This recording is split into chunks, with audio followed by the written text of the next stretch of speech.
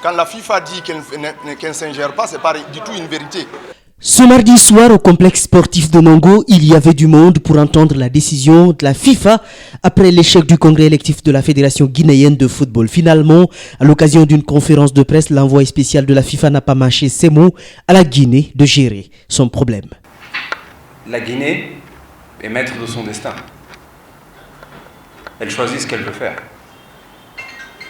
Les membres choisissent ce qu'ils veulent faire. Nous, on a donné notre position, on va donner notre position dans les prochains jours. C'est la Guinée qui décide où elle veut aller et dans quelle catégorie de fédération et de pays elle veut être. Elle veut se placer. Tout le monde parle de potentiel, pas de problème. Par contre, il faut mettre les choses en place pour que le potentiel soit exprimé. Donc, moi je le dis clairement et honnêtement, la balle est dans le camp de la Guinée. Pas dans le camp de la FIFA, ni dans le camp de la CAF. La balle est ici. Si les gens décident de se mettre ensemble et de travailler pour qu'on avance, on le fait.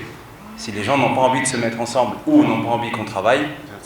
L'option finalement, c'est le recours, comme cela s'est passé dans plusieurs autres pays d'Afrique à l'occasion d'une crise ayant instauré un comité de normalisation.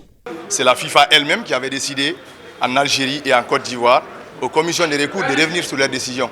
Donc je ne vois pas pourquoi cette même FIFA, à travers sa commission juridique, en faisant le compte-rendu, ne pourra pas faire la même chose en Guinée. J'ai vu quelqu'un qui a parlé avec beaucoup de cœur.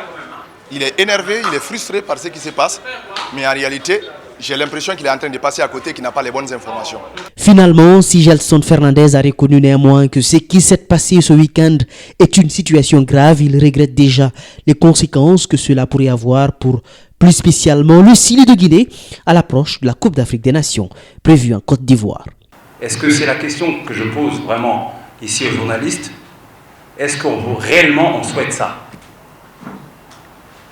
Est-ce qu'on souhaite continuer comme ça dans un tel pays de football? Moi j'ai joué avec passablement de Guinéens, des joueurs de talent, des joueurs de grande qualité. Ils vont réfléchir à 2 fois demain avant de jouer pour leur pays. Vous pensez que si Serhou Guirassy a le choix maintenant de jouer pour la Guinée ou un autre pays, alors il aime le maillot, pas de problème.